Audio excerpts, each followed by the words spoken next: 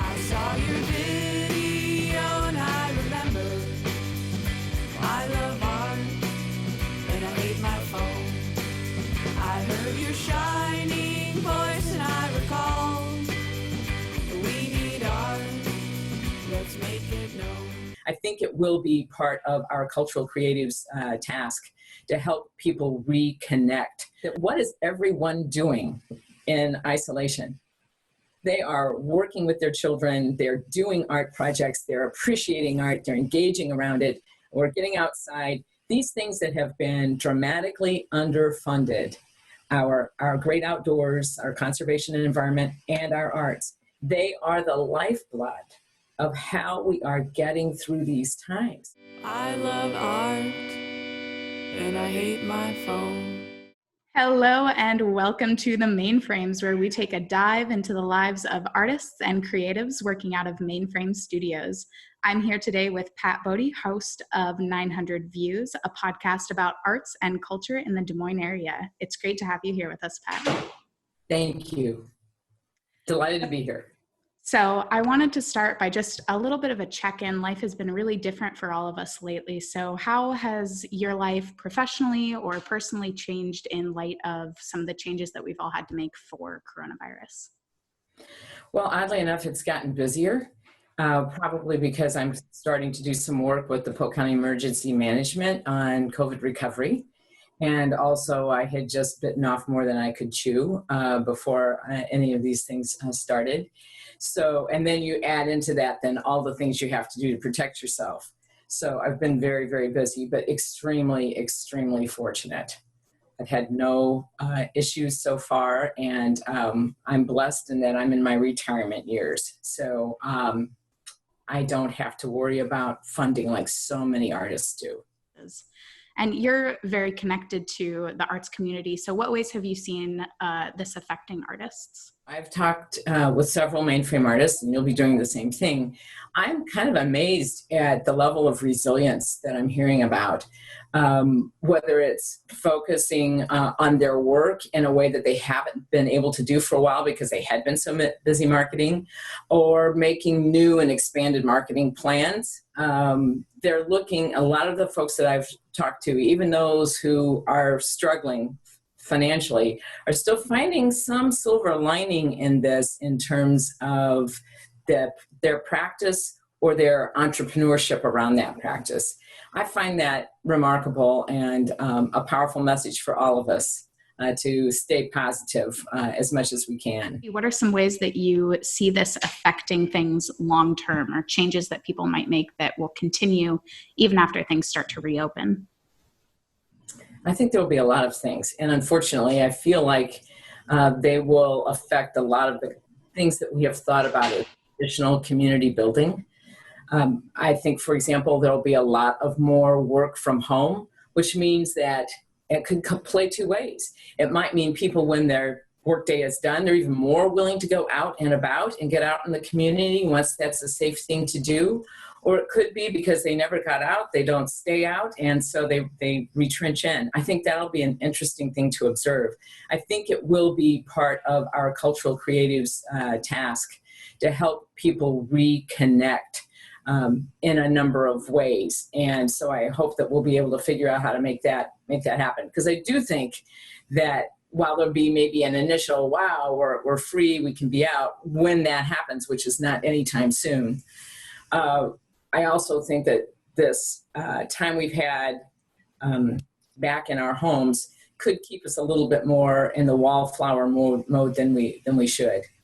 That said, there have been some wonderful things on behalf of the climate and conservation and ecology and habitat and species that we should not forget about. Our lives were, as my son-in-law described it, we've been given a timeout.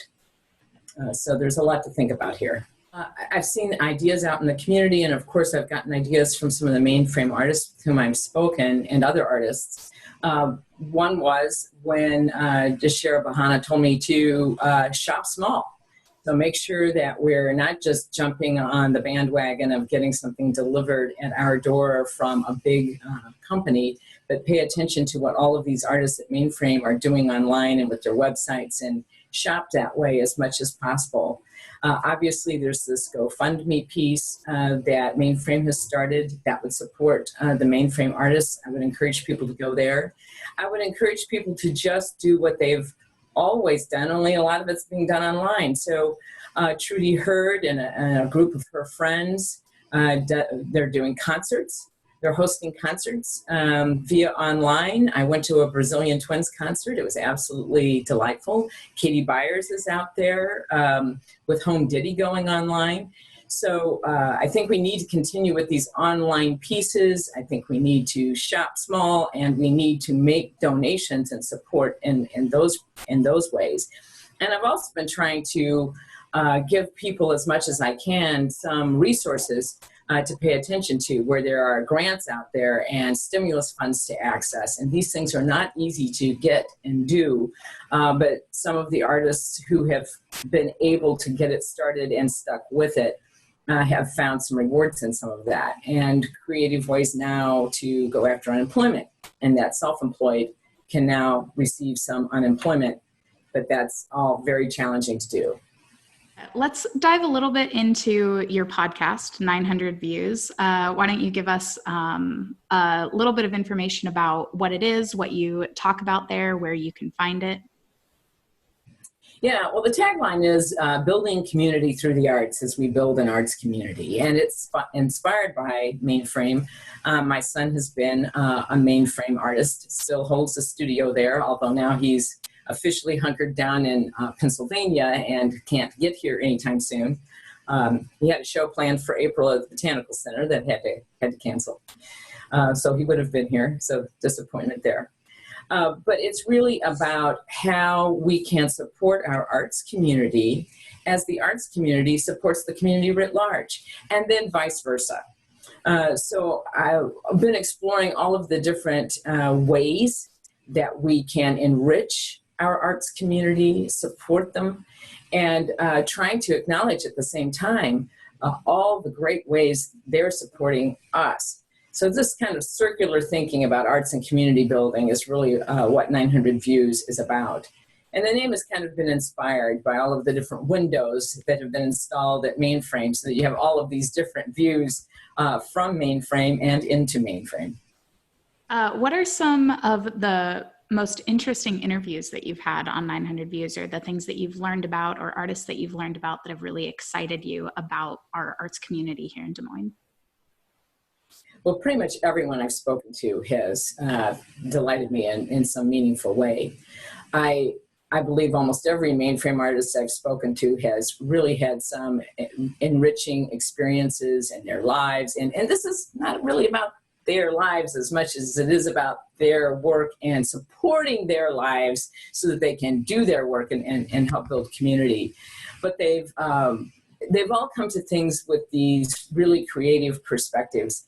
I think of Julia Franklin and how she has dealt with what was really a tragedy in her life and looked at the world through a lens, one of those 900 views, that no one else has, and how she has translated that into just some substantial work, reminiscent of her father, and for all of us, reminiscent of our families and our heritage, and real community building. When she went over to the Olson Larson Gallery, she started those dinners for people.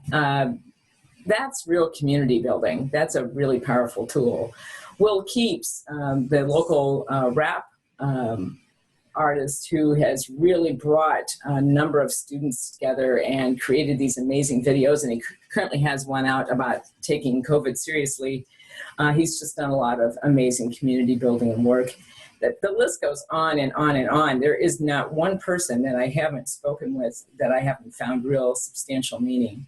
I must mention, though, one other, because I go to yoga with her, Larissa Cable, who people might recognize from the beautiful horse illustrations that she does. But her perspectives on what life means and what death means and how we cope with it is really a substantial story and understanding. And when people listen to these folks, it's remarkable. And then, I got to do one more. Abby Sawyer who talked about leading the big life here in Des Moines with the way she's been able to blend her day job and her music and her family. These are things that are just fascinating to me. So I'm right there with you. I'm just loving art every day. Yeah. It really is what makes the world go round. Absolutely. And your son is an artist as well. You have some of his work there behind you, which is lovely. Talk to us a little bit about what it's like to raise an artist. I did have the real privilege before things kind of shut down here for us to go down to Galveston and see my son facilitate, script, write, compose, score, direct, develop what he referred to as an operetta, that what I would refer to as community-based performance art. It was based on the story of seaweed in Galveston, and the music was beautiful. There were 9 community musicians, and then some additional performers, including 3 fantastic singers. But what was really prideful for me as a mom was to watch my son operate as an artist who was trying to do a really massive thing, and with the community that had varying skills, varying schedules, all with a passion for it, but still great challenge in bringing all that together. And to see him function as the most graceful of men. It was beautiful.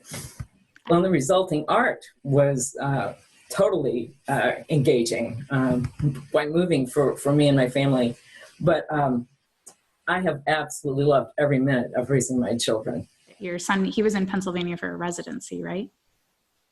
He actually has tentatively kind of moved there, but he really has never had, he's worked globally. So it's really changed him dramatically in terms of how he's going to pursue his art in the future. But he's also one of those folks who has, during hunkered down time, really taken advantage of the time and has produced some amazing work and varying some smaller pieces and then some 3-dimensional work.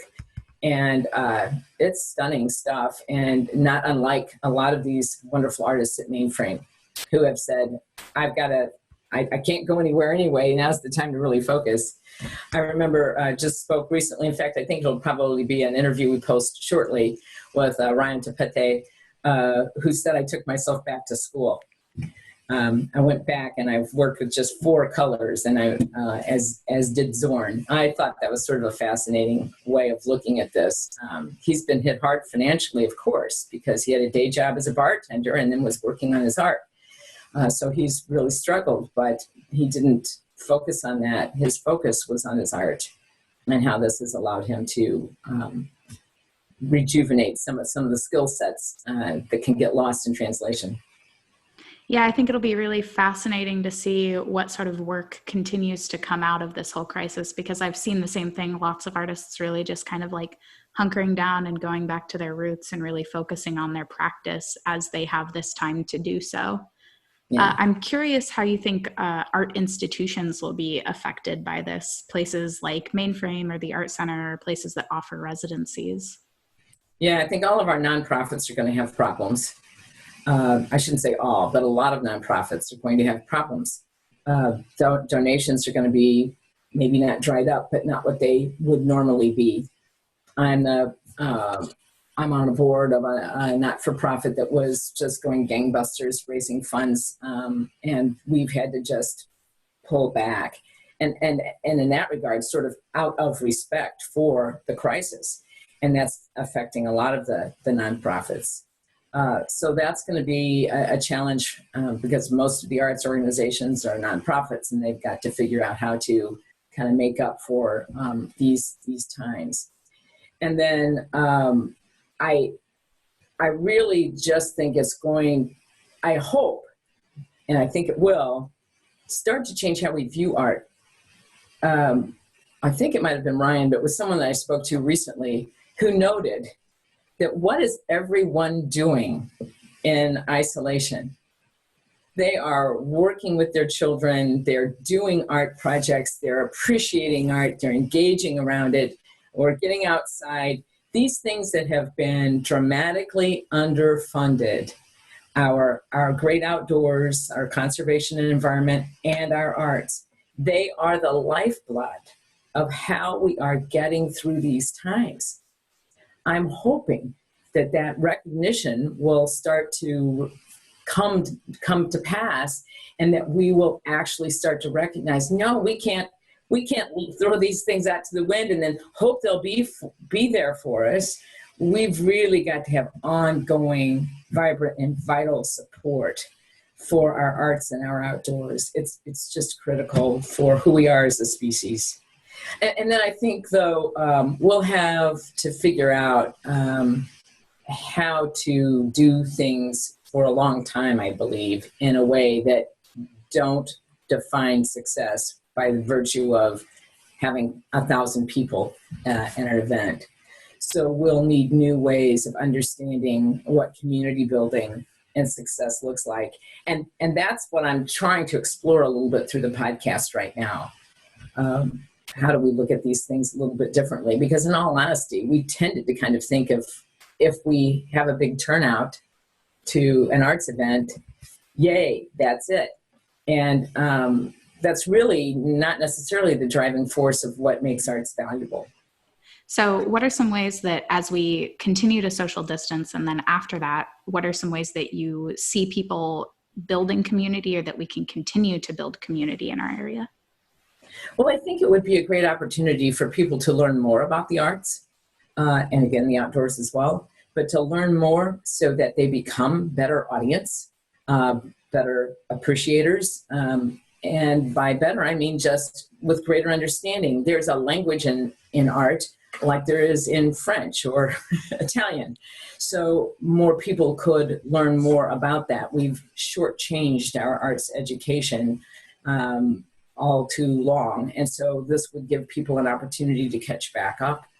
I think with that knowledge and that understanding, people would be more willing to support the arts. One of the reasons they hesitate, I think, to buy art, for example, is their own self-imposed sense of ignorance. And while you don't necessarily have to be some kind of expert to make a purchase, and I wouldn't want to be supporting that, that's not what I'm saying, but to understand what you're looking at a little bit better. Like if you go see the Liberty Bell, you understand the history of the Liberty Bell.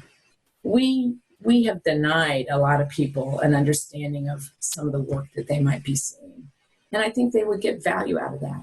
So I hope we have a greater understanding and take that kind of time. I hope we appreciate its value. And so with that, then, I think will come growth in the quality of the work that we see. People are giving more time to their work now because it's not so much a produced for purchase, because that's not as realistic a scenario. It's more produced for quality right now. So as we see that growth in quality, I think maybe we'll have more people able to appreciate it. Yeah, what a great insight. Thank you so much, Pat, for talking with me, and also for everything that you do for our art community, for being so engaged and really just having such a good time with it. I do have a good time with it. I absolutely, for a long time, I hosted an interview program on public television. And almost always, the interviews that were most enjoyable were members of the arts community. So that's why I wanted to do this. And I've proved right. Everyone I've gotten to speak to has been an absolute delight. So thank you for letting me do all that. With Mainframe kind of lending a lot of expertise and with whom I should speak, that's been an extremely helpful thing. Well, we're happy to have you too. Thanks again, Pat. I think we'll end it there. That's a lot for people to chew on, but thank you for joining me. Thank you, Sabrina. I saw your video and I remember. I love art and I hate my phone. I heard your shining voice and I recall. We need art, let's make it known.